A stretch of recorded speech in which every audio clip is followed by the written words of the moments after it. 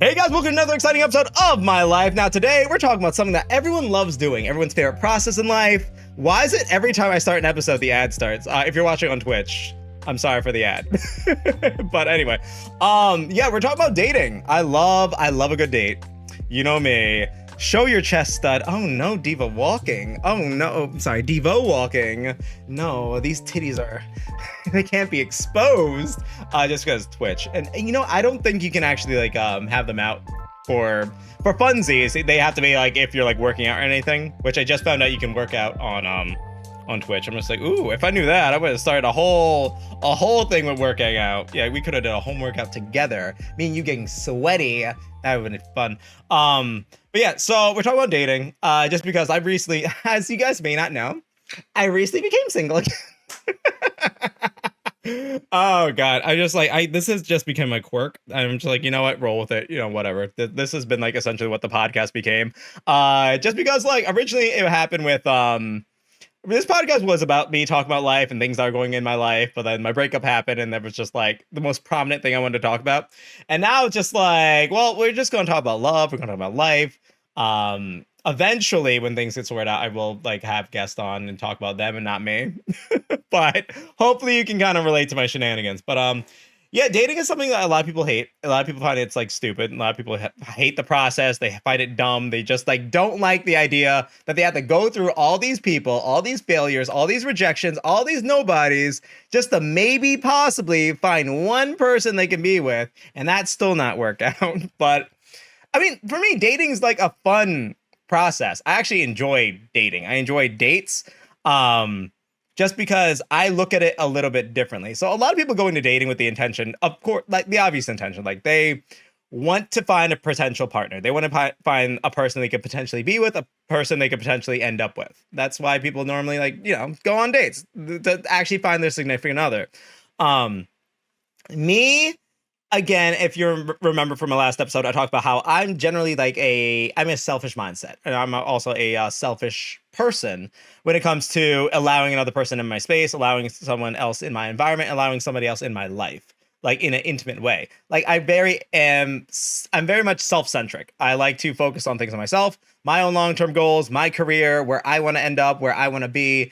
And all those goals don't really revolve around a significant other, another person. Like if I even think about just like who I want to be with in the future, if I even think of a dream person, no one exists. I've tried it. I really did. Like I've tried to just like, okay, who is my ideal partner? Blank, nothing.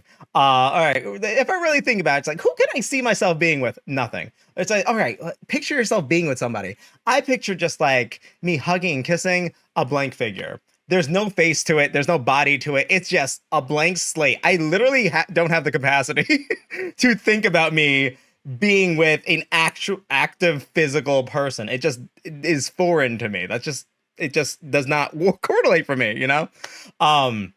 So when I go into dating, and yes, I'm very self-centric and I focus things on myself, but I like to actually have the opportunity to possibly meet somebody. The opportunity has to be there, you know. I'm not gonna close the door forever, be like, nah, no bitch is gonna touch these titties ever. I'm saving myself for Jesus. And then once I cross that threshold, that mighty light, the pearly gates, he will be mine. Oh, he's not the only thing that's getting nailed. Oh, no, like I want to actually open myself up to the opportunity to actually possibly meet someone. Like my last relationship, and I told him this before and after we were together. Because you know they were concerned because they wanted me to be able to move on. They didn't want me to hold myself waiting for him, you know, to potentially be that person in the future. And I assured him I'm not. That's not me. And they just wanted me to be okay with actually like dating other people, and which I'm like, that's fine. But the thing is just like, you know, a significant other is like it's not the priority thing in my life. I like to have the opportunity there, like to leave the door open, but it's not my priority. So with that being said, like, I was getting a point and I went, we lost it. So when I actually go on dates or anything, I kind of treat the whole process like an interview. Cause like, it's not like I'm dating for like I'm not dating to potentially like not with the intention where just like, okay, the expectation of like I'm gonna meet my significant other, or this is gonna be the person, this is gonna be an opportunity to meet like the one for me. Which the concept of the one it's silly, it's not real. Um, because the one is like something that you make. It's something that you both create together. It's not like you meet somebody and they are the one. This is my soulmate. This is my one true essence, my one true reason for being. You were meant for me. This is destiny. No, the one is created. Like the one is the person who knows your faults, knows you, wants to work with you, wants to build towards a future with you, actively chooses you each time, because love is a choice. You know, a relationship is a choice as well too. Like you choose to be with the same person, you choose to have that significant other, you choose that person to be in your life. You know, and if you can either not choose them and the relationship ends, or keep choosing them and it continues and advances into something else. Um, but yeah, a lot of people have the expectation when they go on a date, just like, okay, I'm gonna meet my significant other. For me, and because I have a selfish mindset, is that I go in just for the experience. I go in just to meet the person. You know, I like to meet people. I love to talk, and I'm the same. Like I said before, I treat it like a job interview because, like, I love interviews. I fucking love it. I'm just like, oh, we can shoot the shit. We could talk about things. You ask me questions, I answer, and I can ask you questions. It's next year. Sometimes I just went to interviews just to go, not even to take the job. I just wanted to go. I'm just like, ooh, a potential to talk to a stranger, learn more about them, a new experience. That's what I find each person to be. Each person is like their own unique experience, and I love to experience an experience. You know, I love to try new things. I love to meet new people. And just like dating is an opportunity to do that. If it leads into something, that's amazing. But like, you know, I can honestly say like a lot of people, um, they don't. I don't. Most of the people I've actively had feelings for or like consistently have been in relationships with or dated, I never met on a dating app. I never met, but by us going out on dates, I met because I'm a fucking nerd. I'm a fucking otaku. I don't leave my house. I met them on the internet. Like most of my successful relationships have been people I met on the internet. I'm just like I meet them, not even on dating apps. Like I met them like Kevin. I met on Tumblr. Freaking my second boyfriend. Yes, I met on Tinder. Just like reluctantly. I was just like, all right, let me just download it. And he was like the fourth guy I swiped on. He super liked me. I'm just like, all right, cool. And then we just like talk for a while. I think for like a month, and before actually meeting up, and then we started dating. The last person I was talking with too. We met on Instagram. I saw him on Instagram. I was like, oh, he looked good. Oh, and he cosplays. Let me send a message real quick. I just thought we would see each other naked or hang out sometime, or it's like whatever. We end up dating. I end up falling in love with him. I'm just like, I did not see that coming. But like, I've never actually like went out with someone actively on like dates and been like, wow, more. I don't know. I don't know. It just never happened for me, you know?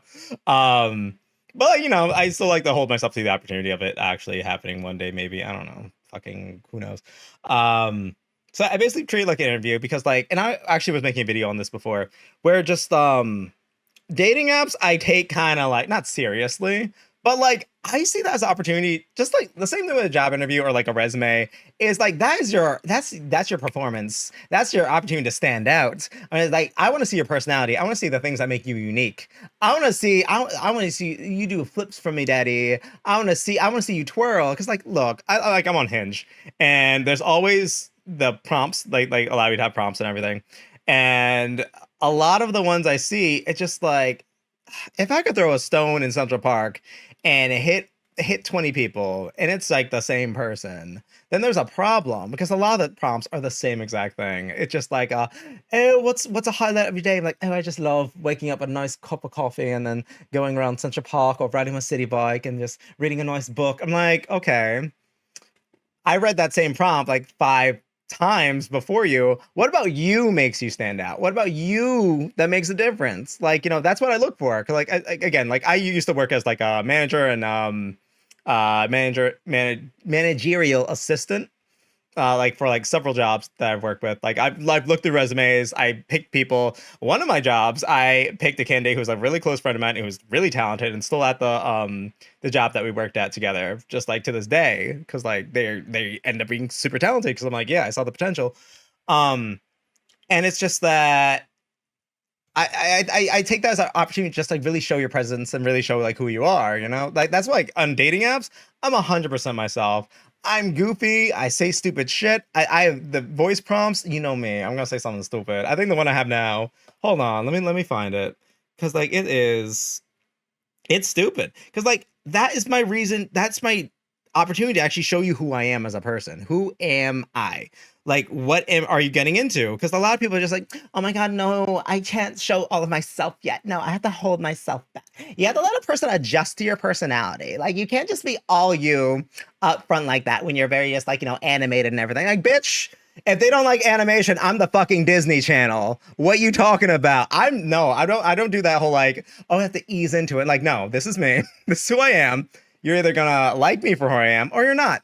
That's it. Because that's the worst case scenario with any of these people is that they're not gonna like you. And that's fine. Because that's one thing, like if you go into dating or just like going into like a potential situation where you're like looking for a suitor, is that you have to be able to be happy with yourself. And that's the thing. And it's gonna sound sad when I say it, but it's not. But like, hear me out. Is that there is always the potential. There's always because everyone reaches for the happy ending, just like, oh, there's someone for everybody. Oh, everyone ends up with somebody in the end, blah, blah, blah. I'm going to be very blunt and very honest. And this is something I've accepted. And that's something that I feel like a lot of people have to be okay with if they go back into dating or like dating or whatever, is that you may not find another person. You may end up with just you. And you have to be okay with that. I know it's just like some people that's disheartening, some people that's frightening because like their goal is that they want to be with somebody, they want to end up with somebody, they want a partner, they want someone to be with the long run. There's a potential that you don't find that person. And maybe in your life you find several people, just like in small circumstances and situations, you don't have that long-term partner, but there's a potential that you just end up with just you. And you have to be okay with that. That's something that I've accepted because like I know me. Just like I'm very happy with myself. I love myself, maybe too much. And I'm somebody who always just like tries to be okay with being with just me. I don't feel like I fit in sometimes. There's like not a lot of times where I'm with people or a group of people and I feel like I belong. Like I've had issues with isolation because of history of depression and growing up in a narcissistic household, but I have been able to kind of cope and learn and adapt and adjust and really love myself and be okay with just it being me. So if I never meet a potential partner, I'm okay with that. And if my life is just like a series of very great experiences with several different people for short periods of time in my life, I'm okay with that as well too. It's something that I feel like a lot of people have to just kind of be okay with when they get into dating. Like, yes, there's a potential to meet somebody. Yes, you can fall in love. Yes, you can have babies and kids and a whole family. And just like, you can be like Rose at Titanic, just like you just die, then wake up in heaven on that stanky ass boat with Leonardo DiCaprio, just grabbing for you until you turn 25, then he releases you. And hello, radio music. Nice to see you. But there is that potential that's just not your ending. Your ending is the love that you have with other people, the experiences you have from other people. Because like I always say, just like as long as I have the love and support of my friends, my family, the people close to me, and the love for myself, then I should feel fulfilled. I mean, yes, there's certain things that like, is nice with a significant other. And yes, it would be great if I ended up with somebody, just like a partner, a best friend who I could just be with, hang out with, spend my time with, spend a large, significant portion of my life with. But, if that doesn't happen for me, I have the love and support of my friends, my family, the people around me in my life who help make it for the better. And I'm okay with that, So that's my one takeaway. Like, if you get back into dating, you kind of have to like be okay with being with yourself. Because there's some people who like, again, I mentioned this in a earlier episode, there's people who are good with being alone and people who are good with being by themselves. If you're good with being by yourself, like, yes, you can do things by yourself. You can go to the store by yourself. You can go out by yourself and, you don't need a partner there, but, you still have the security of like having your partner, or there's like the potential of having a partner there. But people who are good alone are the people who don't necessarily need to have a partner there. Like, yes, they have support from their friends, family, what have you, but like they don't need to have somebody there. They don't need to always be around somebody or always stay in a relationship or always try to like have that outside validation from another person. It's very significant when you have that validation, you able to have that validation for yourself, and you're able to actually validate yourself. And that's something that I've been really successful in. Obviously, we're humans. All human beings want some outside validation every now and then. That's normal. That's fine. That's natural.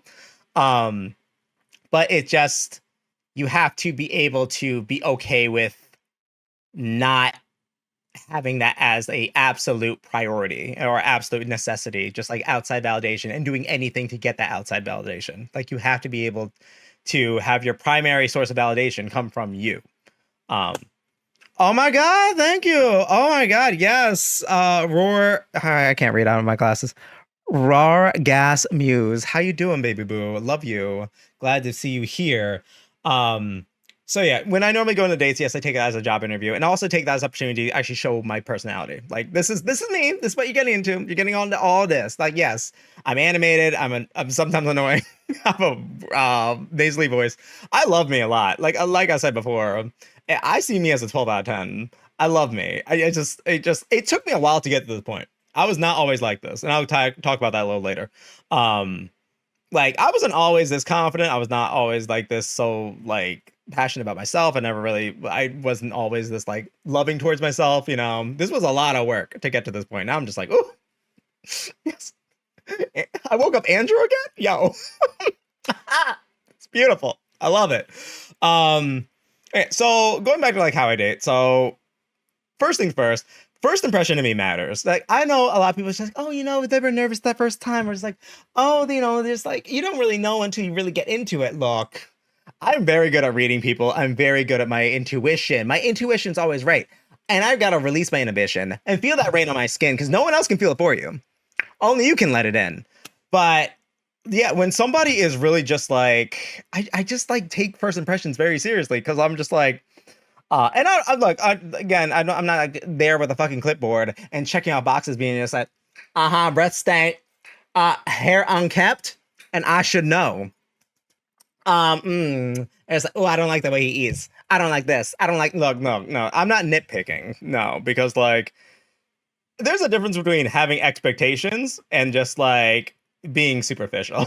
Which I always say, like me and C always talk before about just like, you know, his thing is just like, you shouldn't have expectations at all. But I'm like, no, you should have expectations. Like you should have expectations on like how a partner is going to treat you.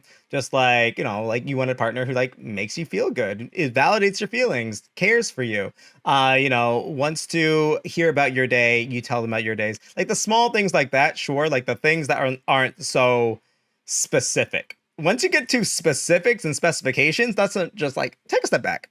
You're doing the most. Because at that point, just like you're looking for one specific person and you're never going to find them because no one's perfect, you know? Even like my last boyfriend, like he wasn't like, for me, he was perfect. Like to me, he was perfect, but that's because he was imperfect. He had imperfections. He had flaws. He had insecurities. He had like, you know, he was a fucking human, you know? So like, but like I loved him for him and I loved him for his insecurities. I loved him for him being himself. Like for me, that was enough. He was good. It was golden.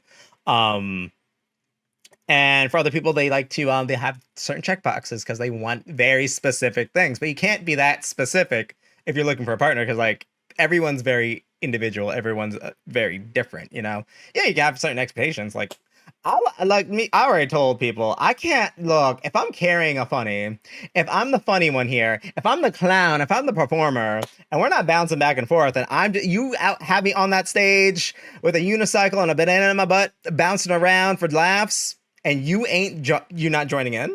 You're just not I better see you on that stage too. We better be taking shifts. No. I want us to juggle 5 dildos in a whole crowd of people and talking shit about everyone and just laughing the whole day. I want that. if you're not able to keep up with my comedy, you're not able to keep up with me, just like in conversation like that, and be able to like bounce back between like having a serious conversation and turning things into a joke. It's just not going to work out because like. Joking is very much a priority to me. It's always been. So like, yeah, I have certain expectations in that regard, but like some things I don't care. Look, okay, look, maybe they did something weird.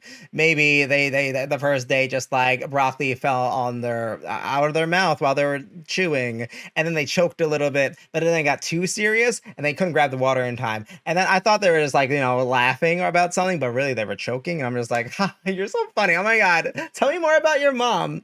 There you go again. All these jokes. I bet she cooks dry food. I get it now. And then he's passed out on the floor for 20 minutes. I'm just like, I think he was choking. Now I get off you joking. Like, I have certain expectations, but like, I don't like hold everyone accountable for every little thing they do. I don't think anyone should. And also another thing is like, I have this written in bold, talk about it, be about it. If you're going to talk about something or talk about doing something, fucking do it. Look, I hate, which I never thought was a thing. Like, there's people who ghost you, which I'm just like, I don't really care. To be honest, I don't like if we're talking for a bit and we're in the talking stage, we never met up or anything, and then you just like disappear out of nowhere. I'm just like, oh well, I just assume like, well, they're not into me anymore. They moved on. Whatever. We done.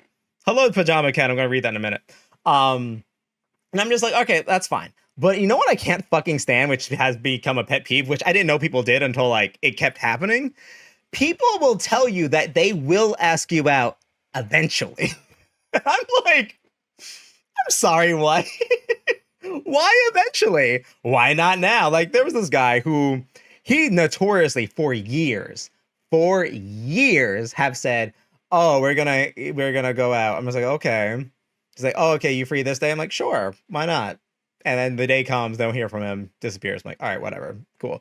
Ask me out again. It's like, oh, you want to hang out this day? I'm like, all right, sure. Disappears. No word. I'm like, okay, cool. And then something like, I think the next time, like a day of, I'll be like, so are we meeting up? Or I didn't hear back from him. And then immediately he got into an accident and got into the hospital. And then he was just like, I guess this was karma. I was like, I mean, I didn't say that. I don't know how the world works, but the universe, sometimes it'd be working out in my favor. Nah, it was, he was all right. But then again, he asked me, he's like, hey, I have a friend staying here for 6 days, but after those 6 days, would you like to hang out with me for dinner? I'm like, sure, why not? And at this point, I'm just like, I know it's not going to happen. You know how long ago that was? 10 days ago. Do the math. Like, okay, like I just like there's certain people that just like they're gonna schedule going out. And also D, if you remember from my other episodes, my ex-boyfriend D, which I love that. I still love that man to death. Like I love that man. He's great. He's humble. Well, not humble. He's arrogant, but so he's funny. He's he's something special. I don't know what it is about him, but he's special. But he is the worst because like for years, even as like after like now we're just like we're cool, we're cordial, we're like kind of friends. He'll be like, oh, I want to hang out this day. I'm like, okay, sure. Day comes, nothing. Don't hear a word from him. He's like, oh, okay, well, I'm gonna be free this day. I'll hit you up. I'm like, all right, not a word. I'm just like, this bitch. I'm just at a certain point, like certain people, I just expect it from. I'm just like, all right, I'll see you in 2037. That sounds like a good year to me. It just, I don't know. It's like, if you're going to talk about it, be about it. And there was this one guy who like, he's been wanting to meet up and everything. And like, we have a history and stuff. And then he was just like, oh yeah, I'm going to have you over. You're going to be mine. Blah, blah, blah. I'm going to own them booty cheeks. Once I get going, I ain't going to stop. You don't understand. I'm going to keep going for you. And I'm just like, okay. Win.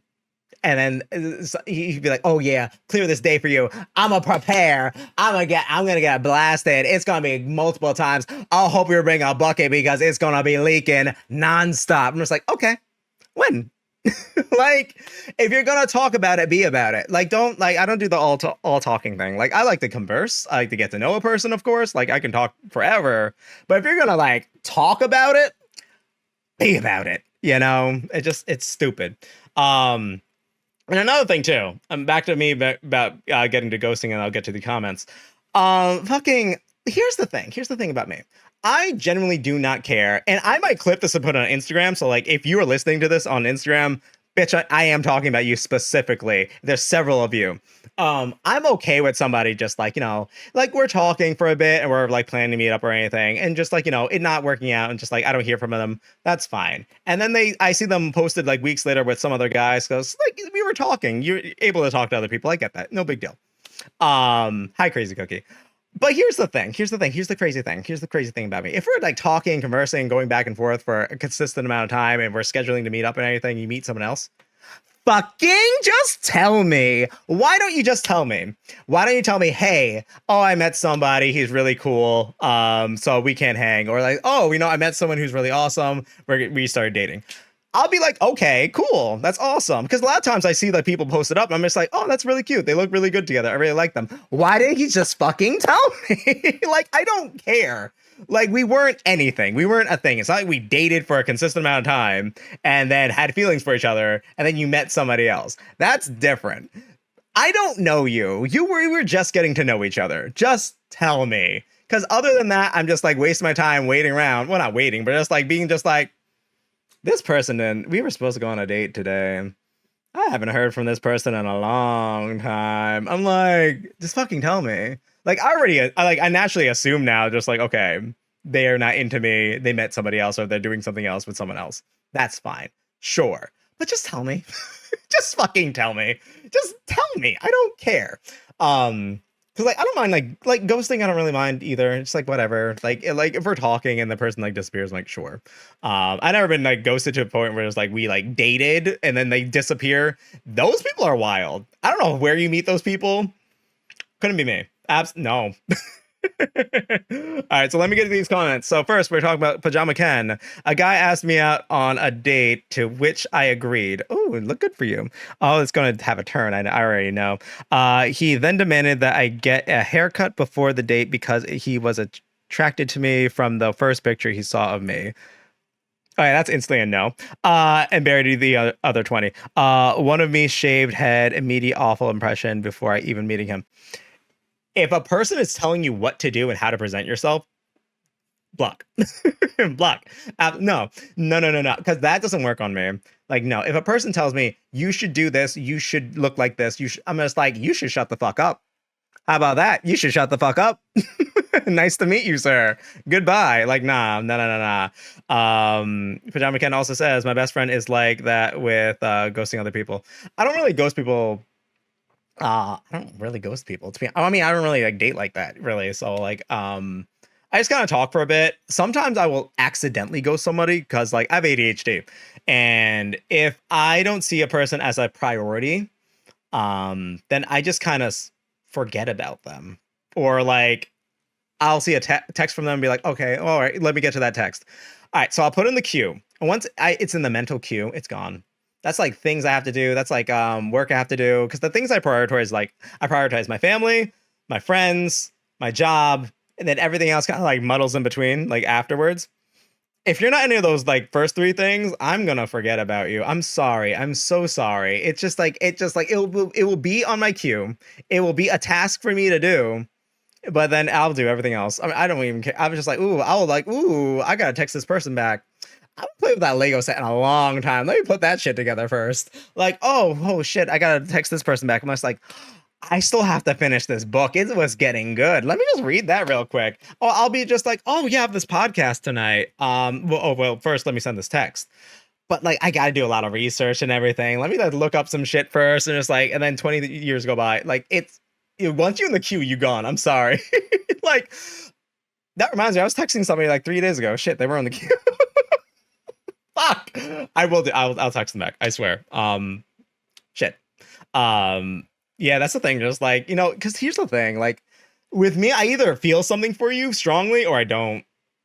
Like, there's no just like, oh yeah, this could be something. Like, oh, we'll see something in the. I don't know how I operate. I operate in a weird fucking way. But like, I either feel something for you or you're gone.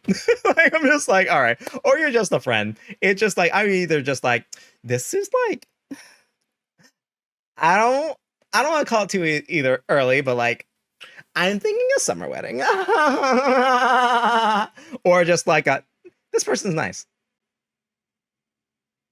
There's no progression. I trust me. I've tried. I have dated nice, cool people. Nothing wrong with them. No flaws, no nothing. They were cool. They were just like, they're all right. They were cool. Felt nothing. Nothing, not a thing. I wanted to. I'm just like, oh, you know what? They're a cool person. They're a cool person to hang with. Nothing. Nothing. Absolutely not. I don't know. I don't know. That's just how it works. It's either happening or it's not. Raw Gasmus says that shit blows wild. That shit blows wild minds. I loathe when people do that. LMAO, like, yo, I know life happens, but we have these beautiful things called words and explain ourselves. Yes, just fucking talk things out in just any circumstance or situation, like in whether it's a relationship, whether it's a situationship, which I hate the word situationship. Like, no, you're talking, you're dating, that's it. No situationships. The fact that we invented that word actually has helped destroy dating, and the fact that we normalized it has destroyed modernized dating, because now people who are afraid to actually commit to something, or like are afraid of getting rejected, or afraid of the potential of actually having something with somebody, they can just say they were in a situationship, so at least they have something. No, you're talking, you're dating, you're fucking, or you guys are friends. Or you guys are strangers. That's it. That is it. If you guys are going on consistent dates, you are dating. That is it. If you are in something formal and have a title to it, you're in a relationship. That is it. If you guys are fucking, you guys are fucking. That's it. Like, like friends with benefits, what have you. You fucking. That could lead to something. That could not lead to something. But you fucking. just call it for what it is. No more situationship. We got to get rid of that term, because it's really just... It's just putting a Band-Aid over like a real large issue. I'm like, no, like that guy's afraid of committing or anything. Oh yeah, I didn't think we were serious or anything. You guys are dating. I don't care if he says you're not. If you're going active dates, you're dating. The girl who's just like, oh, I was in a situationship for so long, just because they don't want to admit, just like, okay, just because they are afraid of like the failure of just like they invested all this time and it went not leading to a relationship. You guys were dating. That's fine. If you're dating, it goes nowhere. Like, that is fine. You can date somebody and it not lead to anything. That is completely okay. That happens a lot. Some people just date to date. Some people just date, and they don't get to that point. I have a friend like that. It's like, he's like 56. 56, but he looked good. That boy looked like he's 32. He's fine as fuck. I will never let him know that. But like, yeah, because he has an ego. But like, he fucking fine. I absolutely 100% would. He's straight, but I fucking would. He looked good. He just dates and that's it. And then he's just always just like, yeah, this girl wanted something serious and I just don't know why. I'm like, why don't you just talk to her? Okay. He's a whole different case. Whatever. All right. So I go back to these comments. Hello, Crazy Cookie again. If I didn't say hi to you before. Thank you for digging the cardigan, Joey. All right. So I want to get to, the age-old question that I love this question because it's stupid. No, it's not stupid. It's a complicated question with complicated answers, but I hate it just because it is very circumstantial. And when a person asks this, they don't really mean it. They don't really genuinely care. It's usually in a flirtatious way, just like just like, I really want to make you mine. But really what they mean is they just want to be fist deep inside your booty cheeks. They want their knuckles to be in the back of your throat. That's all they really want. Is the age-old question. So like, why are you single? I fucking hate that question. I hate that question. Like, if you ever ask me that question, I'm just like, all right, we're done. Like, I'm just like, I hate that question. Why am I single? I feel like everyone has asked that question. Everyone has like been asked that question just with some person of just like, because here's the thing with that question of like, why are you single? My best retort is, why do you want to change that? Are you going to change that? Or are you going to fix that? And watch the person shut up real quick, because they don't really want an actual serious commitment with you. If they ask that question out of like the flirtation or just like getting your panties or just like for a one night stand or what have you, they have no intention to actually care about you. At least that's what I found. Because why am I single is like, it's a very complicated answer based on every circumstance, based on every person. Every person is different. So like, yeah, People are single for different reasons. And I said this on my Super Mario 64 playthrough. Some people are just like, I chose to be single. Yeah, I'm very single by choice. Like, I could be single, but I could be with somebody, but I'm not because it's my choice. Here's my thing. Look, I didn't choose to be single. He chose someone else. That was it. He was just like, nah, I don't choose you no more. He was like, it was like Toy Story 2. He got out his paintbrush, took out his boot and says, painted over the word Andy. I'm not yours no more. Bye, Woody. Like, no, like, that's it. Like, I'm single because the other person did not choose me. That's why. And I'm not choosing to settle. I'm not choosing another person just because like they want me. Because like, yeah, of course, like most people, especially if just like I can't really complain because like, you know, like I said before, I'm like a mid-conventional attraction. So like, you know, my circumstance is different from like an average person. I luck out in that regard. But I always have someone who like likes me at least, or like is interested in me. But that doesn't mean I'm interested in them, or I'm really just like willing to just like get rid of my like standards or like my want for compatibility just to be with somebody because I'm not lonely. I'm not a lonely, desperate person, you know. I'm good with myself. I'm not just gonna settle. Like, you know, I'm gonna, you know, be with somebody who actually chooses me. And that's the thing too. Like, again, like I said, for my last boyfriend, I love that man. I was deeply in love with that man. Like, I really care for that. And part of me is always gonna love him. I know I'm always gonna love him. And a part of me is always gonna be in love with him, of course. But I'm not holding out for that person because like I want to choose somebody who chooses me. He didn't choose me. You know, that's what it really comes down to. Yes, that person loves me. Yes, that person cares for me. Like we know we love each other. It just, you know, we just have incompatibilities where like it needs to work. Also distance. But like he didn't choose me because like if he chose me, then we'd still be together. But he didn't choose me. So like I want to be with someone who actually chooses me. So if I go into like why I'm single specifically, why Andrew Masonette Jr. the 13th is single, is the first thing I like to talk about. I'm selfish. So like on my default long-term goals do not involve a significant other. I told you in the beginning, I cannot picture me being with somebody. Like it's not until I meet somebody that I'm just like, yes, that's the one. That's the person I want to be with. Like I said this with my partner. I think I was talking about this in the beginning and I got sidetracked. But yeah, like before I met my partner, I didn't see myself being with anybody. My ex partner. I didn't see myself being with anybody. I didn't see myself being in a relationship. I told him before, like when we were first like getting together, I'm just like, I was this close from ordering a sex doll and being done with everybody. I was looking up just like the most realistic ones with a good vibration feeling and just like, you know, them sensual eyes that aren't creepy and a good wig. And a good wig, you know, so you feel something good so you can grab onto. It feels like a person. And I'm like, then you came up and then everything changed. Because like I wasn't feeling anything to anyone. I had nothing. And then I met him and we talked and I was like, I'm in love with him. I'm just like, yep, this is the one. And it was funny because like the progress was funny because like I was just like, look, I don't really want marriage. I don't want kids. It's not my thing for me. We dated for like a little bit longer. I'm just like, this is the father of my children. We're getting married in spring. I love him. I'm moving to him tomorrow. Like shit changed. Like I was head over heels in that man. And he loved me as well too. But like, you know, we just, you know, and I always say, which is true, somebody always loves the other person more than the other.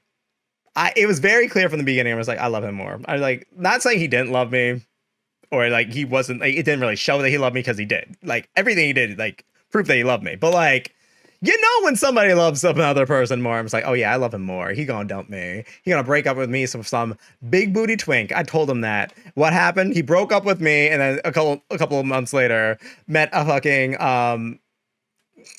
average booty twunk. So I was half right. Fuck you. Anyway, no, I'm joking. So it's like, yeah, so I don't really see myself. And now that we split, I went back to my old mentality where like, I don't see myself with anybody, which is fine. You know, and my default is just like me. That's it. Like, I don't really see myself with anybody. It's not until I meet a person with potential of like a partnership where I'm just like, okay, I can see myself being with that person. But until then, I don't feel or see nothing. We're just flatlining. I enjoy my time alone. I do things by myself. And that leads to another thing, which I realized is a commonality. Hello, Marina. Welcome to see you. Um, which is a thing because a lot of guys will always be like, especially gay guys, and yeah, gay guys a lot, and just guys in general, um, will be like, oh yeah, I just like someone like who's like confident in themselves. Like I really like, I'm turned on by confidence. Here's the thing about that. That is half true. A lot of guys like confidence. Yes, they like a person who's confident. They like someone who's assured because that's a turn on. That's something that just like it's not often that they see. Especially like straight guys, like they like a woman who's like confident and just like shows themselves and just like and I mean like them boys them just like no stereotypical machismo the kind of mentality kind of people like the heteronormative just like oh yeah oh man I love being a confident woman because just like that represents power, that represents just like just like something different that is less work for them to do. But in the same regard, and I see this a lot with gay men as well too, and again the same straight men, those people, those guys who love that confident, strong, independent woman or a strong, independent, just like other significant gay guy, will end up with somebody who's submissive, will end up with somebody who like who's assuring to them and fulfills their need for validation, because those people have the instinct of like feeling more masculine and being with somebody who's confident, being with somebody who's like very sure of themselves, very just like doesn't really necessarily need another person, and like it kind of shows, they feel emasculated. So like, and that was actually my problem with E, just like when we were talking about just like the one of the main reasons, it wasn't just the distance, it was just that I sometimes made him feel emasculated just because of my confidence, because I was able to like I was like I'm financially stable to the point where I'm able to afford a lot of things, like I'm able to do a lot, and I work towards a lot of things. I'm very independent. I actually formed a hyper independence. So it's like that's turn off, because people want, especially like these guys, they want to be able to take care of their partner. They want to be able to support their partner. And yes, I love support. Like, yeah, you can support me, you can help me, you can like, I want an equal partnership. That's my thing. Cause like some people, they just want somebody they can support. Some people just want to be supported. I just want to equal. I want someone we just chill together. We are at the same playing field. There's no competition. We are just like doing our best together. That's all I want. But like some people, with that mentality, they're just like, nah. I gotta support my woman. I gotta fuck my bitch. We gotta go bareback. I want to hear you screaming my name in Spanish. I had to learn Spanish specifically. Not to get too personal, but like, yeah, when I was with my last partner, I'm just like, I literally had to look up and was like, I gotta look up some nasty Dominican Spanish because like, I know he into that. Look, I do what I do from a man, and I became bilingual real quick. Good time. Worth it. Definitely recommend. If you get the chance, spice things up. Yeah, a lot of people just don't like confidence because they feel intimidated. And a lot of people can sense this from a first date. Like me, I don't get nervous on dates. Like I remember I went out with a friend who like asked me to like hang out. I don't think it was a date. I think it was just a friendship. I hope so. But they were just like, oh, do you ever get nervous meeting people? I'm like, no. I'm just like, because for me, it's about the experience. I just want to get to know the person. I want to hang out with the person. Like, I'm not nervous. I'm not like in anticipation that this will lead to something. I'm not like anxious about just like, getting to know the person or saying the wrong thing. I'm just like, I really like the restaurant. This is good food. What do you do for work? Like, I don't care about like the circumstance. I just want to get to know the person. But a lot of people are intimidated by someone who doesn't feel the same amount of anxiety, because they'll take that as a turnoff, whether they takes it as like, I'm not interested in them. I'm not just like as I'm not somebody who's just like, willing to like do the most for them. But really, it's just like, I just like to get to know you, we're just hanging out. It's no pressure or anything. But a lot of people, some people don't like that, because they want to have someone who has this dependency. or this anxiety or these insecurities, and I don't really have a lot of those. So it's like, oh, okay, I'm gonna be alone for a while.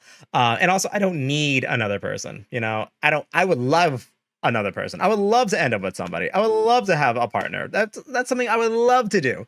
But I don't need it. You know, it's not a need for me. I don't need it. You know, like I said, just like my idle day, just like I eat an oven baked pizza, I hop on a dildo, watch some porn, and then maybe have some marijuana.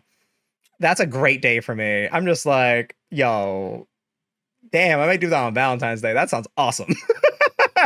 Get high, eat pizza, ride a dildo. Yo, the dream, the small things.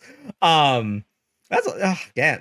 I want to do that. Damn, I'm gonna might do that later. The fuck. Anyway, now, damn. Now I'm just like that really is a good plan. Hold on. I gotta write this down because that is something where we might be doing. Anyway, but a lot of people just don't like confidence. You know, they like the idea of it, but they don't actually want to be with it. And a lot of people, like, even if a person has an affair, or a person cheats on another person, or a person becomes interested in someone other than their partner, it's because of the thought of I'll read that later. But it's just that thought of something different, something new, and something exciting. A confident person is exciting.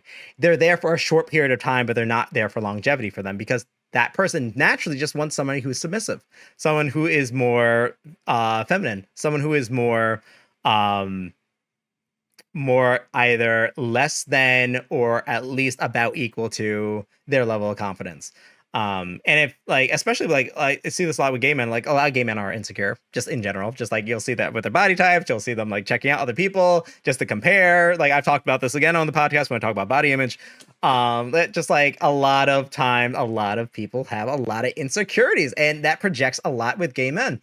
And gay men especially like the pure tops, bro. Like, no, we don't bottom here. No, we're just pure tops. It's just that they want to feel like a man. They want to feel like a man. They want to feel manly. They want to feel masculated. So if they date somebody who doesn't have these insecurities or exerts all this confidence, it's a turnoff, because like they want someone who's more feminine. They want someone who's more submissive. They want someone who they can support in order for them to feel more masculated. So that just don't work for me. Unfortunately, I do have an attraction to masculinity, so like, that is a problem. That's the contradiction. Is that I'm not saying just like, yeah, I'm a straight asking mass bro, man. I don't even want like, nah, you ain't one of them F words. Like, nah, you ain't no F slur. Like, nah, I want them real men. I was gonna drop an N-bomb. I don't know why. Holy shit. Okay. Anyway, but wow. It took me back to like 2004. Crazy. Wild year, man. Lil Jon was big. But yeah, it just like a lot of people, that actually threw me off. I was like, whoo. But yeah, just like, I like someone who shows masculine traits and masculine attributes, not necessarily straight acting, but just like presents just like in naturally masculine ways, just like someone who's confident, someone who's secure themselves, like similar to myself, like someone who's like confident, secure, someone who like physically I'm not gonna lie, physically, like I like a muscular person. And I say person because muscle mommies, a girl who could like deadlift like 335. I'm just like, I'm wet. I'm fucking wet. You can peg me. Absolutely. I don't even care. Like, there's I have there's people I like at the gym. You know, like aesthetically, I like to look at them. I try not to look at the women, like some of the women there, because I don't want to come off as a creep. So I'll I'll check out guys. It's whatever, because like guys are guys. But like women, I'm just like, you're pretty. What are you doing after this? It's like, yeah. So like, it just, wow. It just, women are, man. I wish I primarily liked women other than men. My life would be so much easier. No, it's fun being queer, I guess. Also, leading to that is I just generally do not develop intimate feelings for people easily. I don't. That's just something about me I've learned. That's something about me I've accepted. I just don't necessarily develop feelings very easily. Again, I was talking with I mean, this is the best conversation example, so I keep pulling it up. But my last conversation I had with E was that, you know, he again wanted me to like be able to move on and everything, but I let him know, I'm just like, dude, before I met you, I didn't have feelings for anyone, and I was single for like 2 years, you know. I didn't have feelings for anyone, didn't really care. Like, I guess I liked people, like, well, like one specific person during that time. It didn't work out. But like that was it. Like, I've talked to people, dated people, I didn't feel anything. But like when I met you, I felt something. I was with you because I wanted to be with you. Not because I wanted to be with a partner, not because I wanted a boyfriend. It's because I wanted to be with you. Now that you're gone and I can't be with you anymore, I don't have those feelings anymore. I can talk to people, I can see what's out there, but like me developing serious feelings for a person where I see longevity with a person, that's going to take not only time, but a lot of just like a lot of dating, and I don't want to do all that. That's a lot of work. It's tired. It's tiring. Oh, that's too many people. It's too many people. So like it will happen when it happens, but like I just don't develop feelings for people that easily, you know? It takes very specific people that have made me develop feelings for them. Like I said before, and my since I dated Kevin, which was a long time ago, that was like 12 years ago when we first started dating. Yeah, I've liked a handful of people. I've loved a handful of people, but I've been in love with during that time 2 people, and they were 7 years apart. It's just like 2016, 2023. So in that regard, I'll fall in love again in 2030. 2030 is gonna be a great year. Yeah, 2030 is gonna be a great year. But you know, I've liked people, I've loved people, but like in love, very different feeling, very different thing.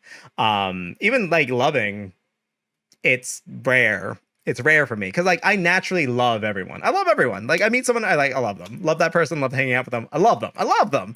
But to actually develop that strong romantic feeling of love, that's good. That's very. I need a very specific person. A very specific person. And those people I usually hold close. Like I'm still like close to everyone I truly like loved.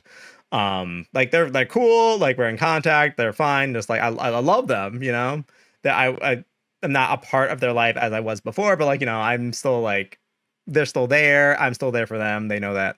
But like, do you think that's everybody? Absolutely.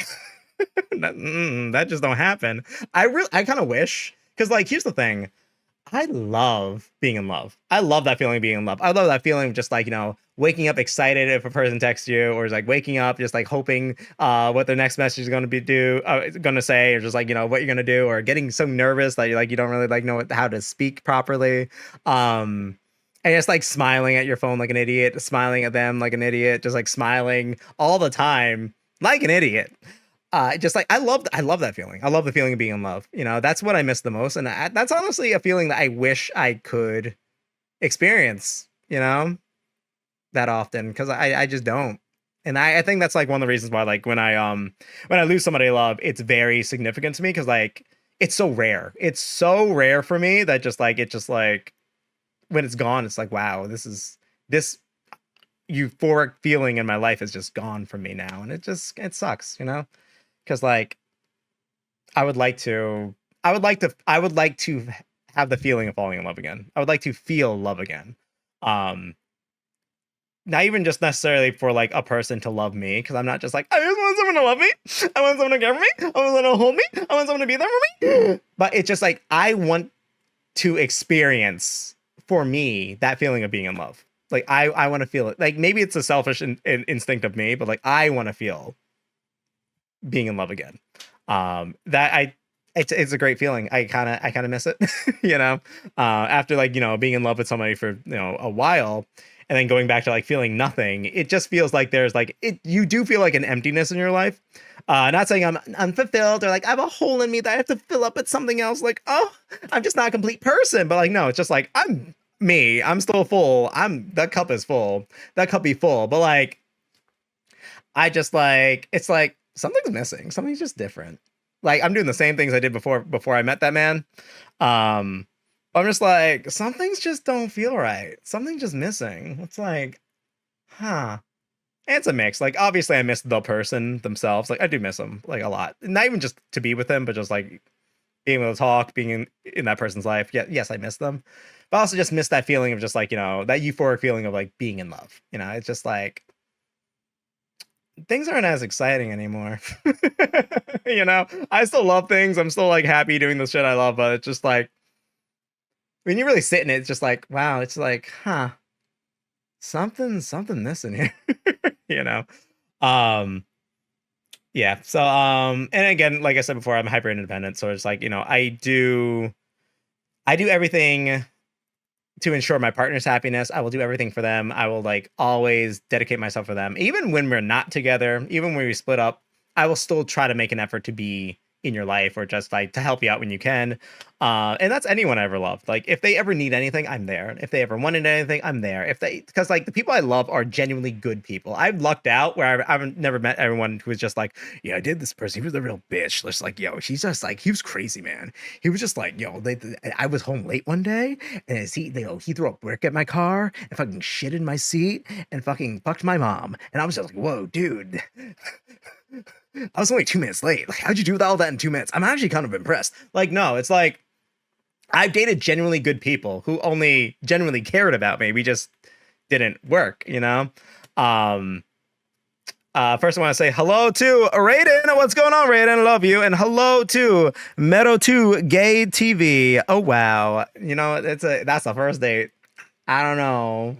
They break into my car and it's like, he loved me. Sure. Like I've never dated him with just like so obscene and just like so like immature. I've only I've dated emotionally immature people, but in different regard. But no one who's treated me wrong or who's wronged me. I mean, maybe like one person and I don't really talk to them anymore. But like no, I dated genuinely good people. So like if they ever need anything, I'm there. If they ever want to talk, I'm there. If they ever want to reach out and I know I can reach out to them, like, and that's great. And I love that about me. And my friends and my loves of my life. And I'm hoping one day, like me and E, after like, everything, we can get to a point where like we can, obviously it's a fresh breakup. So like, we're not on each other, right now, but it's like, it'd be nice to like have that person back in my life. And just like, just be able to care for them, even from afar, even if they're with somebody else, I miss that person. That's what I'm basically saying here. But yeah, I'm hyper independent. Like I do all these things for other people, and I've noticed this with me and I know I'm working on it, is that I try to do everything for myself by myself, and this was a problem with my relationship with C, my last long-term relationship, where it's just like, I try to do so much for me because like that person, I love that person to death. I still love that person to death. He think different. He know he do. His brain different. It operate differently. We had to adjust a lot of things that are normal in a relationship or considered normal in a relationship in order for us to even work past like a couple of months. We really I really did the most. That dating him was the Olympics. Dating him was expert mode on dating. Like it was. I mean, don't get me wrong. I don't regret a single thing about it. I love that person to death. Like he's still very important in my life. But like, shit was wild. I love that person. But it was intense. It was intense. But yeah, he just like, I had to do a lot to help him out. A lot of the relationship was me helping him, me conforming to his wants and needs and just like things that worked for him because he wasn't able or capable of doing things that were wants and needs for myself. So I was able to suppress my wants in order to fulfill him. And, which isn't healthy. It wasn't healthy. I ended up having like, I did it so much I ended up having like an identity crisis. Like I had like actual, like that actually is what triggered me having a, showing signs of my BPD. It's just like, I suppressed so much of myself in order to like make things work with him and like provided so much for him that I literally was going crazy. So it wasn't the best, ending to the relationship, but, now we're good. We're good now. It's like, we've adjusted, but, yeah, just like I'm able to like do a lot for another person and not expect anything in return, which it's nice to not have expectations in return. Cause like, yeah, if you want to do something good for a person, you shouldn't expect something in return. But at the same time, you should allow a person to like want to do something for you. You should allow these things to happen, yes, you shouldn't expect like the most from another person, just for you doing a good thing. It's like, if you want to do a good thing, just do a good thing to do a good thing. But like, you know, you shouldn't like completely be like, well, that person can give me nothing, I'm happy. Like, no, know your worth. You have to know your worth. It's like, okay, I've done a lot for this person. Please give me something back, you know? It's about having that balance. I feel like nothing's like 100%. It's not like 100%. No, be self-righteous and be Jesus Christ, or no, I do these things, you're gonna give me what I'm owed. I'm gonna get what I want. I want half my company back, Lucius. Like, no, just like, you know, you have to be in the middle. It's just like the middle's a sweet spot. And also this slowly leads down to the one thing that it definitely is why I'm a single and just like probably gonna be single for a while. But before I read that, I'm gonna get to these comments. Hello, thick cut maple bacon. I think I joined at the wrong time. Yeah, you did. He did what to your mama? Oh, child. Oh, thick cut maple bacon. You poor musty hoe. When are you gonna be on the podcast? Let's harass him about that. Raiden, breaking into someone's car is psychotic behavior. Absolutely. How do people meet these crazy people? I've never met a crazy. I've never met somebody who's insane. I've never met somebody who just like wants to harm me in any way. Like, no. I mean, yes, I've dated a person who just like, it's like playing mental chess. You know, I don't talk to them anymore. But like, other than that, I've only dated good people. Like, a lot of time the relationship ends, like I said before, because like the person feels like they can't give me what I deserve, which I'm like, that's silly. You're what I deserve. You just have to be you. I'm not asking for a lot. Just be you. That's all I ever wanted. That's good enough. Being you is good enough for me. I'm very simple. I'm just like, oh, okay, you treat me right. You care about me. You're there for me. You support me. And you're funny. What else do you want? Like, what else could I possibly want? Like, you gave me everything I wanted, but they're just like, oh yeah, I don't feel like I've given you like everything you want. Like, you know, you deserve so much more than me. Like, bitch, what are you talking about? I didn't. We haven't argued. We haven't made a which that's a thing too. Some people some people say they love peace, they don't love drama. They are the drama. They want to argue. They want to fight. They want that toxicity. They want that passion because they relate arguing and anger and all these hateful emotions to passion, because people always say love is the opposite of hate. That is not true. Love and hate are cousins. They are both passionate feelings. They're both passionate behaviors. It's passion, and the opposite of passion is apathy. So if you're not showing passion, if you're not showing love or hate, they're seeing as apathy. That's the difference. So like, if you're somebody who's just like, you're not argumentative, you're not doing the most, you're not like fiery about certain things, or you're not intense with your love, or you're not intense with these emotions, you're not intensely showing passion, a person who is like that will see it as signs of empathy. I mean, not empathy, apathy. So if you're not like doing the most or hostile, or just like, you know, at the extreme side of the scale, they're seeing you as being apathetic, so you must not care about them. You must not actually want them. You must be missing something because you're boring, you know? Like, a lot of people just like, they want something fiery and spicy and everything because it shows passion, but that's toxic behavior. That's a toxic mindset. That's not the normative. Like, because at times, yeah, a relationship is going to be boring. You're going to be able to talk about issues. You're going to be able to do certain things without any arguments, without doing the most. You don't have to love bomb a person. You don't have to do the most to try to win back their favor or their affection. You're just going to be able to talk, hang out, and everything. Because a natural, healthy relationship is one where just like, you guys just talk everything out, and you guys are just cool. You know, there's times where it's like, it's boring, but it's like, the way I see it, just like a relationship is like having an arm. You know, you don't really value your arm until it's gone, because like, you use it all the time. You like it, you know, it's handy. It's very handy. Sometimes double handy. Depends on the night. Yay. But you don't really necessarily miss your arm when it's there. But if your arm gets chopped off, you're going to miss your arm. It's going to feel different. You're going to feel it being missing. And a lot of people don't realize that. So it's like, they take this idea of just like it being normal, or as like you naturally being just used to something or adjusted to something as it being boring. So they have to look for something else, or the passion's no longer there. But that's not necessarily true. I mean, yes, it's possible that passion's not, there anymore. Like if you guys aren't like communicating properly, you guys aren't really talking about your wants and needs, you guys aren't growing and you're in a stagnant space. Cause like, that's what really adds passion to a relationship, is like being able to grow with your partner, being able to adjust with your partner, being able to try new things with your partner. Like those are the things that add passion to your relationship, not trying to argue, not trying to like spice things up. I mean, open relationships can help. Like, look, people are just like, oh no, open relationship can't solve everything. It won't solve everything, but like, it could add something different. It can add a little something different as long as like all parties are consensual and, understanding of the situation. But yeah, just like you're able to show passion in a lot of different ways.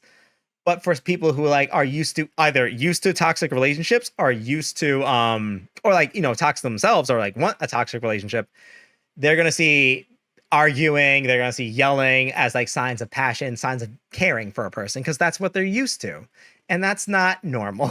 I'm letting you know. If you want somebody, more polyamory, please. Yes, oh God. But if you are somebody who just like takes just like, okay, a person yelling, arguing, or just like screaming, or all this other shit, or just like you guys getting back-to-back fights or constant fights and getting back together at the end as like signs of love or true love, seek therapy. Because that is not love. True love, I will let you know right now, you guys don't really argue. You guys just kind of talk. It sounds boring, but you guys just talk it out. You have something going on with you, you talk it out. It's like someone's going through something, you talk it out. You feel unhappy about a thing, you talk it out. Because here's the thing: if a person really loves you, they'll take what you say into consideration, and they want to hear what you have to say. They're not trying to prove you wrong. They're not trying to prove themselves right. They're just trying to understand your perspective. If you really love a person, you take the patience to learn their perspective and adjust to that. And they'd be able to communicate with that. That's what you really do when you love somebody. If everything you do leads to a fight or an argument, or just like somebody hating the other person, or just like, because like, yeah, okay, every now and then maybe a couple will fight, but like if that's a consistent thing, that's not love. That's bad. Don't do that. So back to these comments. More gay TV. Oh, I have a couple of unfortunately. Oh, I'm sorry to hear. More polyamory, please. Oh, yeah, solve that. That might solve a lot of problems, to be honest. Raiden, you gotta be truly dedicated to each other to be in an open relationship. Absolutely, you have to be completely open, honest, consensual, and respecting of another person's boundaries. Every open relationship is different, by the way. It's not all just one thing. A lot of people see like a non-monogamous relationship as just like, oh, okay, this means this, therefore it's not real. Well, a lot of people with monogamous mindsets are just like, you can't love more than one person, you can't be with more than one person, you can't have sex with somebody and love somebody else. And I'm just like, no, you can. It's the willingness of like what is right for you and what works for you. There's no right or wrong, by the way. That's all another mentality we have to get rid of. Like, you can have an open relationship and that be fine. Another person can be a monogamous relationship and that be fine. One doesn't cancel the other. They are fine. They can both coexist. It's like, I don't understand the mentality, and this is like a global thing with everything. Just like, I don't know why you believing in something for yourself has any impact on just like another person. So you should probably just like not, like live your life and do your thing for you. What you do doesn't affect another person, or shouldn't affect another person. And what that person does shouldn't affect you. Like, unless you guys are fucking each other, it shouldn't matter, May gay, Mera gay TV, Mera too gay. I gotta get my glasses. Is that an O? Mara. You. Having someone who wants to understand you and won't be critical of said understanding is such a turn on, because that is a healthy relationship.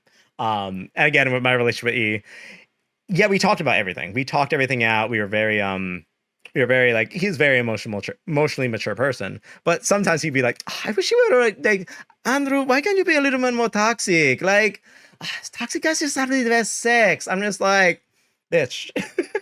What are you saying about my sex? Are you saying it's not toxic enough? It's like, you know, I just thought I want that. I normally date toxic guys because like, you know, it's like, it's just that passion. I'm like, that's not passion. That is not, that is not true passion. That is toxicity. No, stop it. I'm really hoping him and his partner are like good. I hope the best for them, you know, because he seems like a nice boy. And I'm not talking about E. I mean his partner. I like him, so don't fuck it up, E.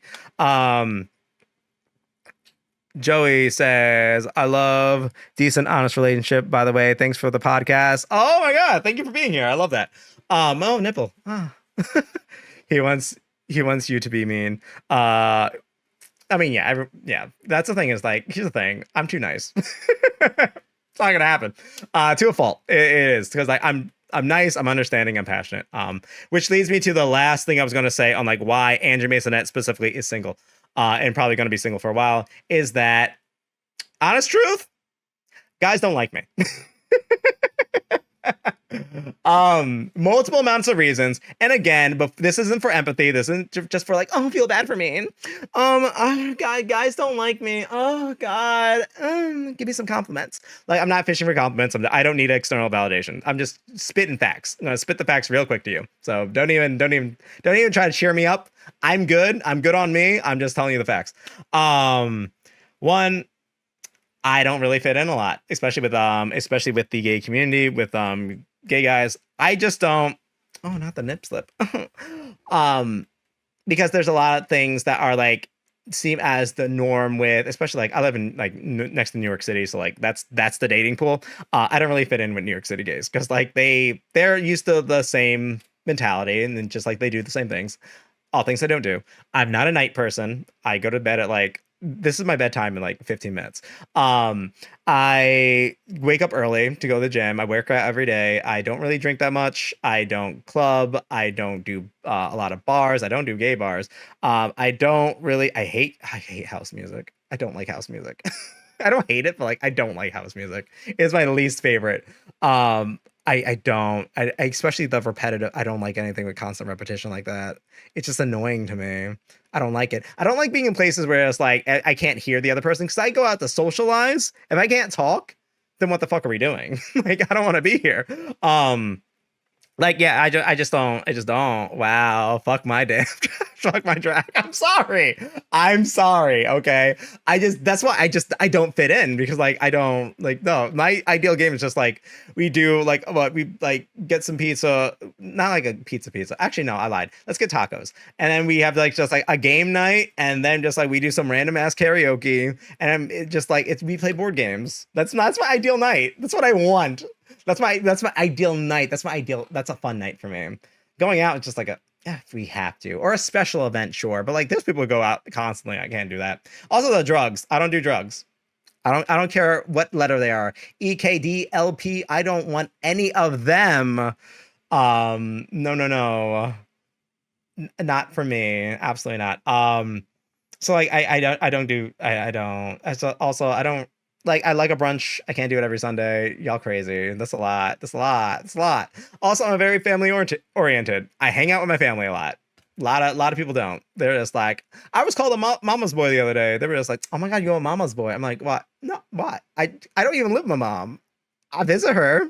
We say hi. We hang out because my mom's my friend.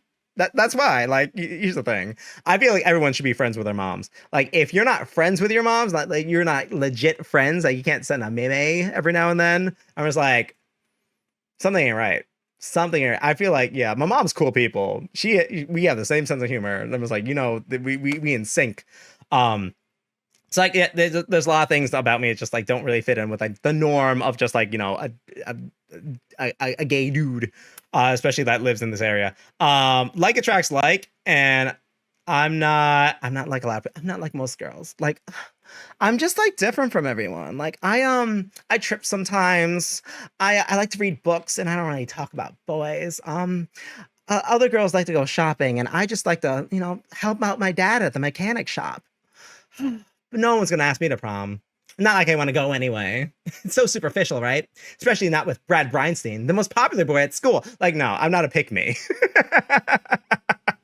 I'm not every fucking girl in a YA protagonist book, but yeah, I just naturally don't fit in, and not just like in that environment as well too. I mean, it's just like in general, just like I have a group of, I mostly hang out with girls, so just like my main group of girlfriends. Obviously, I don't feel like I fit in with them all the time, a lot of the time, especially like lately. I'm just like, y'all. Sometimes when y'all together, y'all girls be girls. I can't. I'm not about that life. And it's like, other ways as well too. Like I just don't. There's not a lot of people I feel like are like, okay, I fit in. This is my place. That's just a me thing. Just like I really adapt. Also expectation versus reality. When people see me, they have an expectation for something, and then they meet me, and they're like, my expectation has not been met because if you see some of my photos, you see some of my pictures, you see some of like what is out there, you already have a perception of like who I am. And especially if you never watched my content, you don't know me as a person. You have this mentality just like, oh, I'm either hyper masculine, I'm either just like somebody who's just like very just like dominant. I'm someone who just like is very just like which is weird of me saying that. I'm like, yeah, me, okay. Like, okay. Like someone who's just like I don't want to say generic, but like you just have a certain mentality of me. And then you meet me and you realize just like I'm just a fucking nerd. I'm just a nerd who like talks like a fucking animated cartoon character. Like I'm like I think one of my hinge prompts are just like, "What's dating you like?" I'm just like, it's a mixture. It's like if Harley Quinn and Deadpool had a baby with a Peter Parker life, and I'm like, yeah, best description. That's my life. I struggle every day, but I'm funny about it. That's just me. Is it because you're bald? That's another thing. Yes. That's another thing. That it's a turn off for people. Is that I'm bald. People don't like, yeah. That another thing is I'm gonna get to that. Is that because that's another part. Yeah, because like people have certain expectations they set for me, and then I don't meet that expectation, and they're just like, meh. And if it doesn't even get that point, if let's it just say they see a photo of me, and they're just like, and I never hear from them again. I have mid-conventional attractiveness. And I talked about this before. Again, see myself at 12 out of 10. Love me, love everything about me. I wouldn't change a thing. But in my environment, where I am and who I am, and just like where I am, conventional attractiveness is based on your geography, based on your social structure, based on your environment. Has nothing to do with just like what reality is. It's just what is seen as the social standard of where you are. I'm mid. So like even as I see myself as a 12 out of 10 in the conventional attractive scale, I'm probably like maybe a 7.5 to like a 7.8. Crazy, I know. Which I can't complain. Again, I'm not complaining because like, look, I'm grateful for being conventionally attractive at all. So I'm just like, I'm not taking that from me. Because like, some people are just like, oh yeah, just like, oh, man, I wish I was like good looking. Oh God, I wish I was hot. God, I wish people liked me. Like I'm just like, shut the fuck up, bitch. Like you look like you. I'm just like, shut the fuck up. Like people would kill to look like you. Don't fucking try to fish for compliments. Just like, oh, I felt that today. Like one donut. Oh, like check out my abs. Like shut the fuck up. Just shut the fuck up. I hate bitches like that. Jesus. But yeah. So because of like where I am, my geographic region, just like I realized with just like it's core in my studies with especially with like among like gay men is that a lot of people lean more towards either or very Eurocentric features. So like they like someone who's Hispanic or Latino, but that's like more of the Eurocentric like looks. And because like I've looked and like profiles and like everything, I'm just like sometimes y'all have the same face. I'm just like I could tell where you're from. Y'all have the same face. Like people, there's like a new gay face because like there's like gay face that just like that Prince boy from that red white and royal blue. You know who I'm talking about. He has gay face. That's fine. But like there's a new gay face where it's like I'm gonna describe it right now. It's like pretty proportionate. Nice cleft jaw, almond eyes, usually a light color, not normally like a dark color, but a light color pupil. And then or iris. And then they have nice full lips, but like not too big. But it's like a full lips. They always have the same fucking mustache and or attached to a beard. and or attached to a beard, one or the other. And they always have like they have enough hair, whereas like they have here, short on the sides, up on top, sometimes up, sometimes laid back, but they can have enough hair where they can style it. It's the same person. It is the same person, and that is the most desirable person. I'm just like, you're the same person. Like, it's funny because like when I dated D, he was very like, again, he's very this like he's a bit egocentric. So it was like, it was always a constant competition with us. Like, I'm just like I'm living my life. He's just like I have to be the best person here. I have to be the funniest person and the sexiest, like at all times. And he blames it on being a Leo. I'm just like, no, you just have an ego. You have a huge ego. You got that ego. It's big. It was big. But it's like, that was the thing with it. Because like if you compare, like people would say like I'm like standard conventionally attractive, just like how I look and everything, what have you. But like he is, I will describe him right now. He is a stocky Italian guy, with like a muscular, but not like structurally built, not like defined, but he's big. He's a big guy, nice built body, full beard, full head of hair, just like a nice almond eye as well too. Great eyebrows, just like very proportionate. A nice profile with like a nice little soft nose. Meanwhile, I got this like little pointy beak, and it's like I turn around and look like a different person. I'm just like hello and hello. This is not the same person. Look, I could post a picture of just like, my modeling pics. I'll get like a couple likes on whatever. He posts a picture of him existing. He got likes in the thousands, likes in the millions. Just like people are ready to hop on any which way possible. Those same people will look at me and be like, because based on the conventional attractive scale, he is a higher point than I ever will be, just because I do not fulfill those things. Those looks, those admirations, which like that's fine. I don't care. It's not a competition with me. But like it's just like it's an interesting fact to always see like the difference. I'm like, wow, that's different. It's crazy.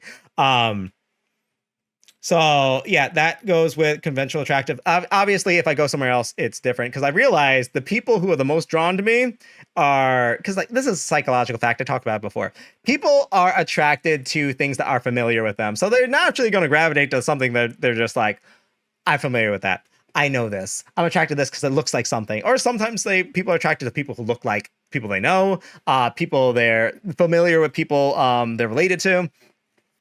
People who like relate to me the most, Dominicans, my weakness.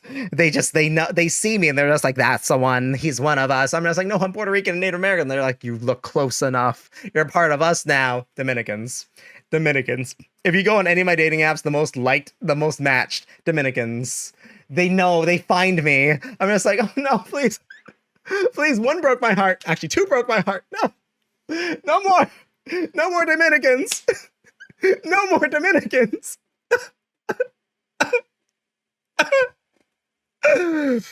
I better look. My goal is just like, look, honestly, my dream person is like, I want to date like someone like an Asian, Hispanic mix, an Asian Latino mix. If that ever comes across and they're just like, yeah, I'm totally about you. I'm like, yo, I'm married.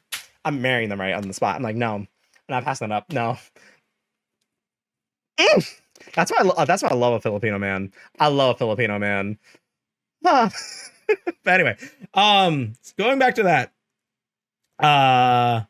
Yes. Also, the worst part about me is because because of all these traits I've said before. Like I am someone who's very like I'm communicative. I'm understanding. I'm able to see outside my perspective to like another person. I don't really argue. I can talk about my feelings. I am someone who's always going to be there for you, someone who's supportive. I'm somebody who's like, even if things don't work out, I will be there for you. I will do the most for you. I will try to be there and I will try to make sure you're happy. Especially if I care about you, if I love you, I will always be there for you. I'm a great friend. The amount of times where shit doesn't work out, but I end up being friends with the person, I hate my life. Is that people eventually like if we haven't been romantically involved, it's because a person will start to see me as a friend because I'm not showing these signs. I'm not intimidated by them. I'm not anxious around them. I'm not trying to win them over. I'm not I'm being too nice, apparently. I'm regarding their feelings all the time. They're just seeing that shit as just like, oh, something's not there, something just not right. And it's just that they're mistaking passion, they're mistaking apathy for a lack of passion. I'm like, no, I just genuinely care about you. I just care about you and I want to make sure you're happy. Like, what a great friend. The amount of fucking times I've been friend zoned by people is ridiculous. Like there was this guy who was I'm still friends with, obviously. This guy who just like really cool guy, really awesome guy. Like he was I was one of the first like gay guys he became friends with, and you know, something more. I really liked him. We met up once and we had a really good time. We led to us doing things. And then every time we met up after that, we'd like hang out and just like, you know, it'd lead to more things. We were having a good time. I really liked that person. It was really passionate. It wasn't even like full on like penetration. It was just like, you know, we did stuff and it was great. It was fine for me. I liked him a lot. And eventually he friend zoned me because like apparently he got in a relationship, didn't tell me. So I'm like, oh, okay, I guess that's a thing. Because no one fucking tells me when they're in a relationship. Why does no one talk to me? But then they broke up and then we started talking again and hanging out and everything. And then he invited me to this party and I was like, I let him know. I was like, I really have feelings for you. I really have feelings for you. I really think you're cool. I really want to like, you know, try something. He's just like, oh, no. Straightforward. And then like walked away. I'm just like, oh, is that it? And I kept following around. I'm like, dude, all right, I'm gonna leave. I gotta go to my car. He's like, okay. I'm like, wow, okay. I was dumbfounded. I'm like, wow. It was me on the drive home. I was just like, oh, guess that's it then. So confused. Then we didn't talk for a year, and now like, you know, but now we're like cool and everything. Like I talk to him like all the time. Really cool guy.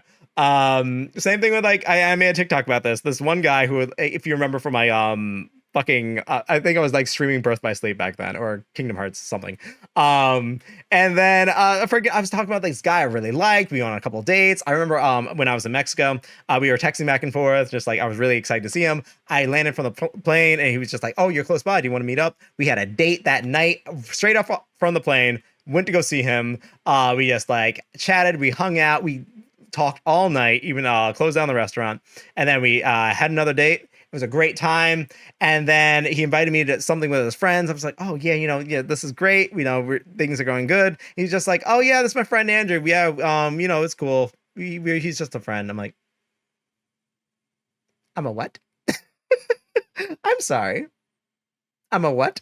I was just like, oh, okay, cool. All right. You're going to friend zone me in front of all these people. All these people. Woo! Alright, cool. Fuck me. Okay, cool. That was great for me. I had a really great time. That was awesome. He ended up being a good friend eventually. But like, god damn it, man. That's like just like, you know, a lot of people just see me as a friend, and that's just something I just kind of accepted. I lived with them. Like, look, I feel like the right person will be like, look, this is a friend, but this is my best friend that I want to keep forever. I want to be with. I want to lock in. So I'm not gonna change me because like nothing's really wrong with me. If like look, if there's a problem with me being compassionate, being caring about you, being wanting the best for you, being able to talk about you about anything, being able to like actually like explore my feelings and explore your feelings together in a healthy, ethical way, if that's a problem with you, the problem's not with me. So I don't give a flying fuck. I'm not changing me for shit. Sorry about it. No.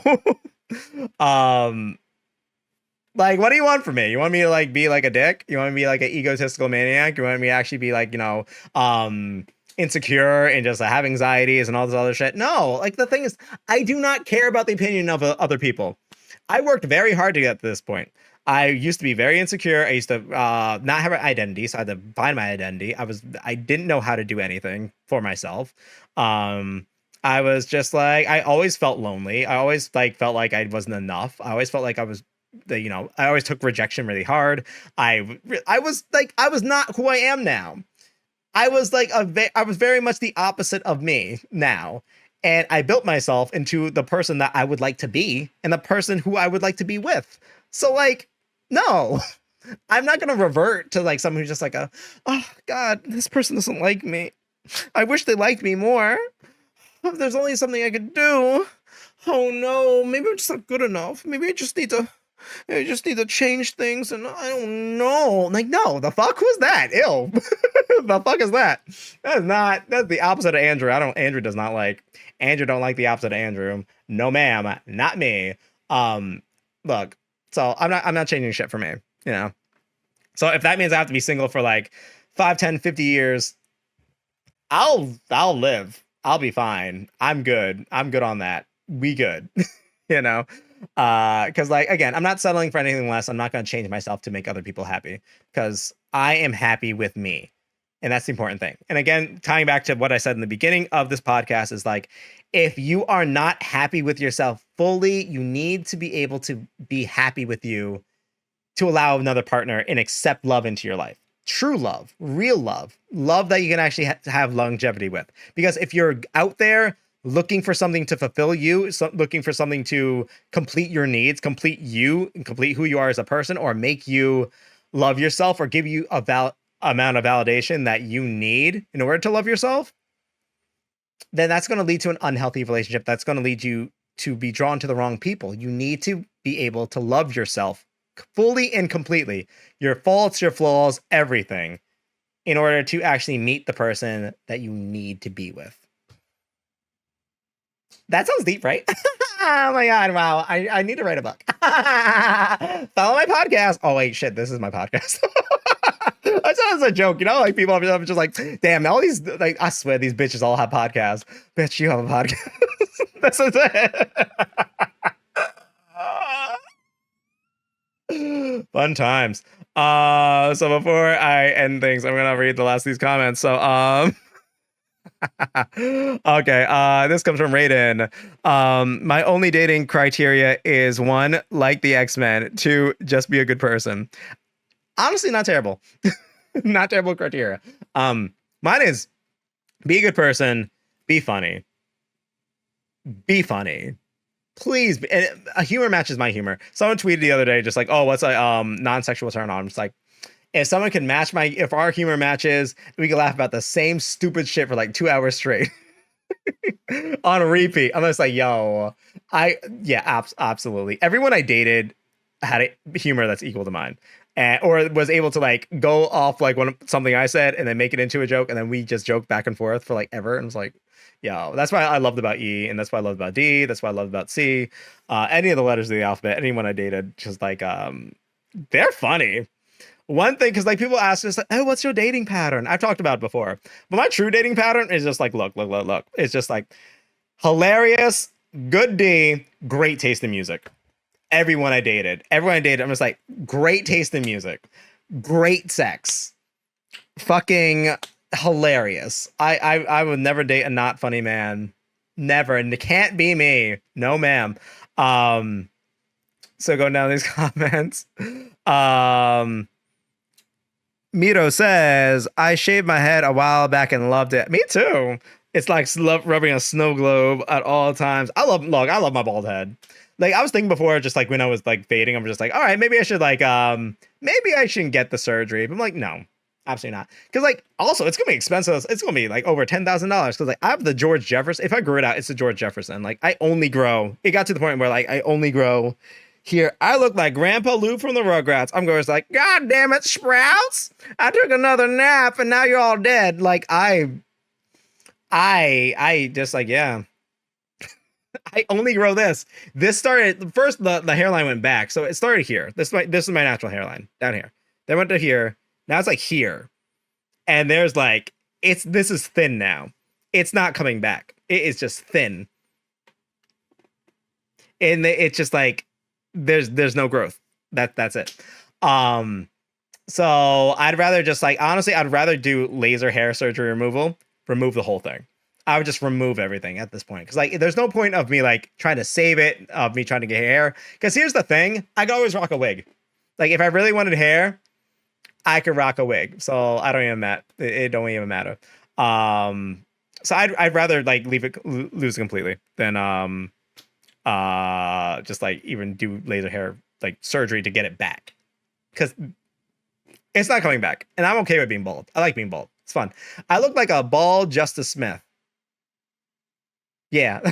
Here's which is someone mentioned this on Twitter before, and which is true. I took screenshots. Like when Detective Pikachu came on, I had that feeling of just like shock, because like I instantly had to take a step back, because it looked, Justice Smith, especially in that one, looks like a 14-year-old version of me, because his face was all shaved and everything. And like he looks like me at 14. He looks like me at 14. I was just like having existential crisis. Like, that's me, that's me, that's me, that's me. Like, Justice Smith is like, he's me. The only difference is like our brow is different, and our nose. But other than that, just like at certain angles, I'm like, this is spot on fucking me. It's weird. Especially me at 14. Like me now, because like I'm more muscular and everything, it did change like a lot with my face and just like my body type. But like if you look up pictures of me at 14, yo, it's scary. Like, you are me. Hey, I used to have long curly hair. I used to have curly hair. I used to have hair. I want to shave Justice. I want Justice Smith. Justice Smith, I know you watch this. I want you to gain 30 pounds of muscle and shave your head. I want to be your twin. Please. It'll be like The Rock. It'll be fun. I don't think his boyfriend would stay with him. I don't think his boyfriend would like a muscular Justice Smith. It doesn't feel right. And I like them together. Justice Smith. All right. If you ever want to experiment, try it. Then we'll see. Crazy Cookie says, what? I thought bald was in rocking the camo. It's a mix. You know, people like the idea of bald, but like, you know, it depends. If you're bald and muscular, yes. If you're just bald, no. You know, they like because like a lot of people like only like the muscles, and they're just like, oh yeah, you know, Mr. Clean. Haha, heard that 1,000 times. Get a new fucking joke. That's another thing. I hate genericism. It's like, I hate repeats. Be original. Be original. But yeah, a lot of people don't like bald head, you know, because like they like a full head of hair. Because something about bald head, especially with gay men or like men in general, is like it's like seeing a bald person is like a reminder of the possibility of losing your hair, a possibility of loss of like your hair. And again, that comes to feeling emasculated, you know, especially when you find someone who's like a confident person with a bald head. Again, it leads back to masculinity. Just like, okay, they're confident with the loss of something that you know you are afraid to lose. Therefore, feeling emasculated. It's stupid. Masculinity is the dumbest thing ever. I don't know why I'm attracted to it. Okay. Miro says, is it bad that I'm the total opposite of that? I base it off growing, feeling like I didn't belong, but in my childhood, my confidence is unstoppable, especially when I do full face of makeup. Ooh, okay, rock that makeup. Oh, I love people who can rock makeup really good. I have a friend. His TikTok is Zachary Flu or Zach Flu. Because that's his name. Spelled the way it sounds. Really cool guy. Amazing makeup. He always does the most amazing makeup. Look him up. Really cool guy. Raiden says, I was told I was ugly most of my life. Oh, damn. And all of a sudden in college, I was told I was hot. Here's the thing. It depends where you grow up, where like some of that shit is just like crazy. Because like I grew up in like a predominantly white school, predominantly white area. And it's not just me. It's any person of color. For some reason, we all felt university like we were like not as attractive as we were. Meanwhile, most of the hottest people to this day were like people of color. Like whether you're black or Hispanic, Asian, what have you. It's just like they were sexy bitches. They grew up to be sexier bitches. And I'm just like, y'all made us feel like this? Because like, you know, the most popular thing, the most thing that was most idolized, especially in that environment, again, goes down to conventional attractiveness, is that white Eurocentric features. You know, if you're, you know, stereotypically white, you were the most popular, you were the most liked, you were the most desirable. I was not as attractive. People said ew. Girls have said ew to me or about me. I'm like, me. It's crazy. Just because like, you know, I wasn't white, or just like I was the furthest thing from white. I go to college, things change. Everyone's just like, damn, he fine as fuck. I'm like, yeah, you're right. It's crazy. But I'm sorry you had to go through that. Just like, because like I hate when this like people make people feel ugly. It's like it's wrong. Imagine the whiplash. Mero says the lack of empathy from people is the quickest way for me to be ice cold. Yeah, I just I love empathy. I love empathy. And just like when people don't show empathy, like I have this one friend that we were briefly romantically involved. And it's like I kind of like picked up on that. Just like they're very they just don't have a lot of empathy towards other situations, and everything's very much, whereas like yes, I'm a selfish person in my livelihood, in my lifestyle, because like I focus on me, but I love to draw attention to another person and just like learn about another person or learn about other people and see a person as a person. Their mentality is just like everything's selfish, but everything has to be about my perspective and how I see the world and how everything has to be towards me. Just like, okay, how does this person affect me? How does this person do things towards me? But like rather than just like, how am I towards other people? And that really showed like a lack of empathy in some regards. I'm like, I'm not about it. It's not gonna stay long. The lack of empathy from the okay. I forgot the lyrics. And Brayden says when One Direction dropped, it was bad for us. Oh, yo, One Direction had some good songs. I'm not gonna lie. Yeah, I forgot. I like "Story of My Life" a lot. I think that's the One Direction song I really like. Like "Story of My Life," I'll take you home. I love that song. It's a good song. Shit was good. Who would have thought Zayn would be the flop and then Harry Styles would be the big one? Was not on my bingo card ever. Though Zayn, look, Pillow Talk was good. And also, my favorite Zayn song is his song with Sia, Dusk Till Dawn. Shit was good. Shit is good. I listened to it the other day. I'm like, yo, actually, there's a cover by Gaho. Look it up. Gaho, I believe, is a Korean singer who's just really good. Is he Korean? I think so. He sings Korean. He has to be. Yeah, he's Korean singer. I was like, right, he sings in Korean. I know the difference. Okay. Anyway, guys, that is it for my podcast. Zayn decided he didn't want to be famous, though. Yeah, which is fine. After that second album, because like no one listened to it. But anyway, guys, thank you so much for joining my podcast. And again, this is normally on. I forgot Zayn did music. A lot of people did. This is normally on Sundays. It's usually Sundays at 12:30. I didn't this Sunday because obviously Mother's Day, so I got a mother. I spent time with my mama. But I will be back on Sundays with this. But if you guys do like me doing podcasts on weekdays, let me know, and maybe we'll switch it up. Maybe we'll do a day for podcast on the weekday, and then another day where I do a normal stream where I go back to playing games. Let me know, because I actually really I enjoy this. I really do. That was not English. My mouth is dry. Also, let me know what you guys want me to talk about next time on the podcast. Either hit me up on Patreon, hit me up on here. Patreon users, I again am very sorry I've not been updating a lot with my my photos and everything. It has been very busy in the world of Andrew. I did hire a graphic designer, so that's great. However, they can't start until like next week, so fuck me. So little short on time. For certain things, I have to actually hire someone for video editing, and after that, we're good. We're good. But Andrew, I like movie reviews. Yo, actually, I had for a long time, I was gonna do commentary tracks. Like I was gonna like watch movies and talk shit about it, and then like record it and put it on YouTube. I have a couple out, and originally I was gonna have a whole series of them and release them all like sporadically. But if you guys want, I will post them to my main YouTube channel, just to put them out there. I think the movies I watched were Red, White, Royal, Blue, He's Just Not That Into You, and the Spider-Man movies. I watched Spider-Man 1 and I watched Spider-Man 2 with you guys. But let me know and I will put those up. They're all edited, the edited version, so you'll see like the highlights of like each one. Yeah, just because it was really fun. Also, look forward to, there might be a surprise stream because they're releasing the rumor has it they're releasing the Sonic 3 movie trailer. I'm doing a live reaction. That'll be on my YouTube channel. I'm 32. Anyway, guys, I will see you guys later. Stay awesome. Bye-bye now. Bye-bye. Bye-bye. I'm gonna finish that pizza.